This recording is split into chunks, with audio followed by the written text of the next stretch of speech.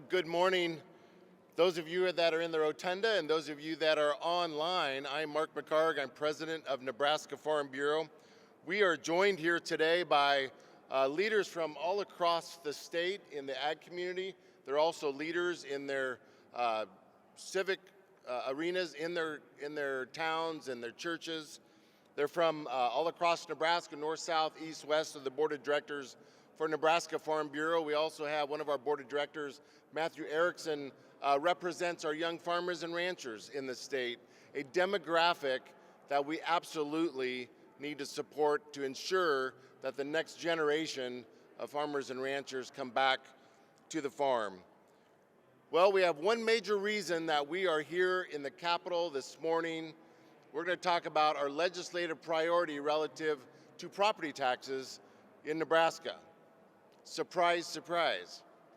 But the reality is that property taxes is a major concern for most of Nebraskans. Even the governor, and we appreciate his constant conversation about the fact that we need to work, we need to do something about the property taxes in Nebraska. We also want to give a shout out to the legislators that are here. They have done tremendous work over the last number of years to ensure that our tax burden has been lowered through a number of different ways. But the truth of the matter is, property taxes is still a major concern for all of us in Nebraska. There's a couple reasons for that, but when we look at the growth of property tax levying in Nebraska, it is absolutely unacceptable and unsustainable and is not going to work for Nebraska. We looked at a couple different numbers. I think it's important when we look at property tax relative to the numbers. In 2025, when we looked at everything, property taxes went up 5.4% increase. Property tax levied went up 5.4%. And you may say, 5.4%, everything's going up. What's the big deal with that number? Well, when you look at the total number, it's $286 million more that we're going to levy. Well, again, you could say, well, $286 million, we're talking about billions of dollars and trillions of dollars these days. But if you remember, just recently, the big win in property taxes was when we took off the community colleges and we took that levy away and we had the state come in and backfill that. Guess how much that was? About $280-some million. And that was a big win. So the big deal today that we want to talk about is the fact that in 1 year, we have erased the same amount of dollars that we saved when the state took on community colleges and paying for community colleges. That's unsustainable, folks. That's just not going to work. We also had a conversation about what's the ability to pay for property taxes. On our household income, when we go to pay our taxes, what percentage are we paying for property tax? It wasn't too long ago, I remember it better than some probably, but in the early 2000s, we looked at what the household income was. And then we fast forwarded to this year or last year. What was the household income? Household income's doubled from the early 2000s to today. Doubled, that's pretty good. We know our expenses went up and everything else, right? Well, we thought, if taxes went up about the same amount, that seems reasonable. Our ability to pay would be similar if our taxes went up about the same.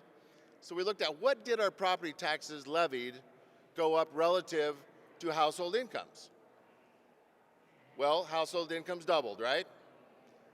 If it doubled, seems like maybe that'd be okay. If it tripled, that seems out of balance. Well, what if I told you it nearly quadrupled? Nearly 4 times the amount property taxes have gone up. Well over double what our ability to pay has gone up. Again, that is not sustainable. That's not Nebraska.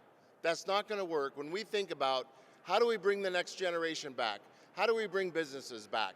How do we ensure that our kids, my grandkids, want to be here and they can actually buy a house and they can afford a house? If we keep going up at the rate we're going up, it's not going to work, folks.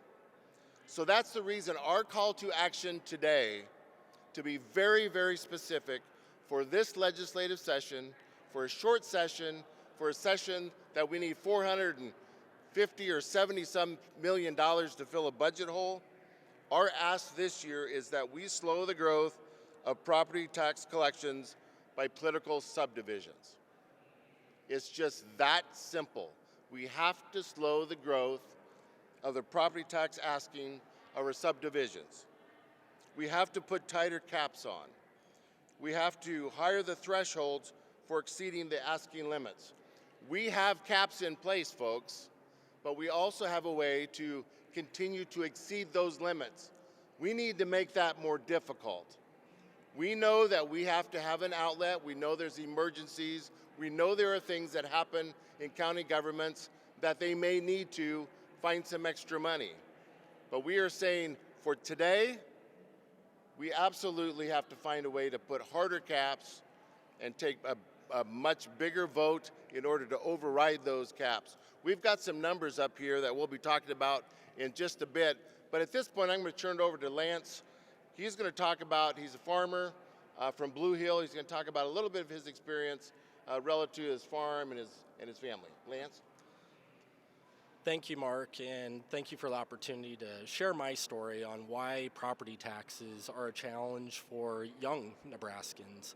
I farm with my family near Blue Hill, where we're a row crop operation. I have 2 small children, own a home, and also own some ag land, but then also rent a lot of our ag land. And property taxes are a challenge.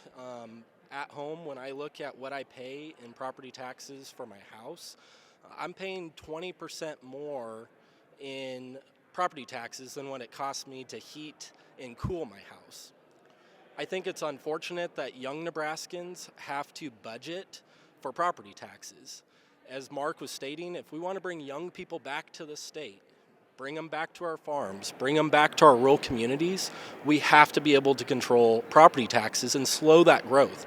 On the ag land, on the farm that I own, and have to pay a mortgage on because I don't fully own it, just this last year, my taxes on that ag land went up 8%, but yet corn prices this last year went down over 10%.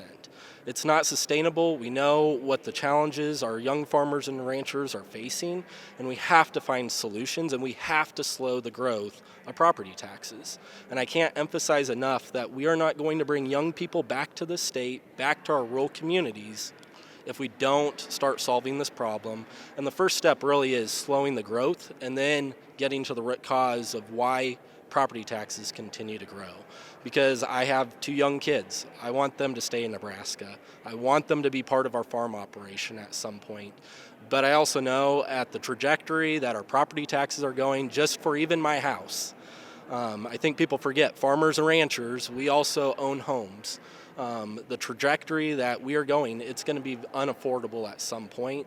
And it's important to remember that young people, property taxes is an issue at the end of the day, and it's a challenge when our budgets are having to figure in what to pay for property taxes this next year. So I just want to emphasize it's not just what older generations are going through, large landowners, it really is impacting young people, and I would encourage the legislature to find solutions to address this. Thank you.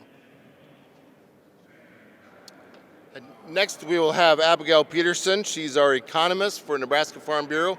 She's going to run you through a few numbers and explain the charts we have up here this morning. Abigail? Thank you, Mark. As Mark said, President McCarg said, I'm going to be running through a couple of the numbers and the charts here today. So I wanted to walk through our projections and all of the analysis that we have presented. So the chart on your left is going to show the total property taxes levied. This data has been pulled straight from the Department of Revenue.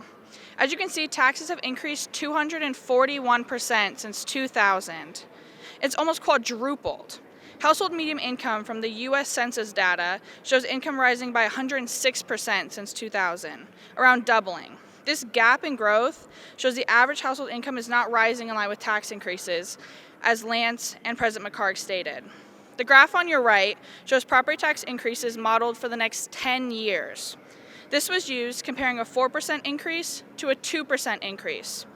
The 4% comes from using 2016 to 2025 property tax data to find the 10-year average change in property taxes levied. This was 4%. Then increasing property taxes levied by 4% and 2% annually until 2035. Looking at this graph, you're going to see a large gap between these two routes. Without a cap, property taxes are set to grow to at least $8.27 billion. With a gap and with the cap, they'll set to grow around $6.8 billion. That's a $1.5 billion gap. That's a gap that's going to fall on homeowners and landowners in Nebraska if not changed. Well, thank you, Abigail. I think this really does tell the story. And as we wrap up, this is the reason that we wanted to call this media event today, to highlight what Nebraska Farm Bureau's absolute top priority relative to property tax is. It's to slow that growth. It's to slow that growth right now. The top line is 4%. That's the average. Remember, in 2025, we were actually 5.4%. And so what I'm challenging you today, I'm challenging our legislators today, is that you need to make the decision, and we're asking you to make the decision to save property tax payers $1.5 billion over the next 10 years. Because if we do nothing, we are going to be on this top line, which is going to far exceed our ability to pay even more. And if I'm going to be honest with you, that's not the Nebraska we need. We need a Nebraska that's competitive. We need a Nebraska that's forward-looking. We need a Nebraska that is bringing businesses, growing our economy, playing into the bioeconomy. And if we continue to tax ourselves on the property side out of oblivion, we're not going to do that. And as leaders that are standing up here today from all across the state, we are committed to ensuring that we actually get something done on property taxes. This is what we can do this year in this short session. It's reasonable and it's doable. And I'm asking the senators to put their heads down and let's get after it and make a difference this year. Well, that's the end of our conference, but we will open it up to answers and questions and answers. If you have anything that you want to ask the group, and see if you can stump us on the property tax conversation. Mark, are you open to other alternatives such as changing the valuations from 75 to 50%, or broadening other tax issues, or are you willing to entertain some of those other options? Yeah, I mean, that's a great question. It's something that we thought about a lot because there are a number of bills certainly that are on the table. We believe that for this year, this is what we need to concentrate and work on. I think some of the other things could be distractions, but I think there could be things that we can do down the road. But the reality of where we're at, we feel like this is the minimum that we need to do this year to for us to consider the property tax conversation to be a win for 2026. Mark, as I talk to producers daily, I'm hearing people with some pretty serious concerns about the state of the farm economy. They're looking for something that's meaningful today. Do you hear that as well? Yeah, I mean, we hear it all the time when we start, really when it comes in and we start doing our spreadsheets and we look at our profitability, and I think Lance, alluded to that. It's like property taxes is a line item on our spreadsheets that's just a cost. Whether we make money or not, we still pay that. But as Lance mentioned, we're all residential owners as well. In Nebraska, over 50% of the property taxes that are collected are from residential properties.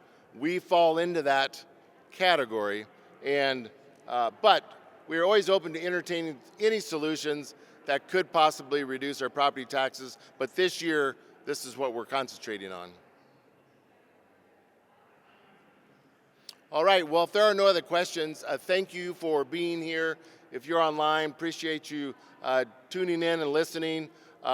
Nebraska Farm Bureau is here to represent its members all across the state, and we appreciate you tuning in and looking forward to a good legislative session. Thank you.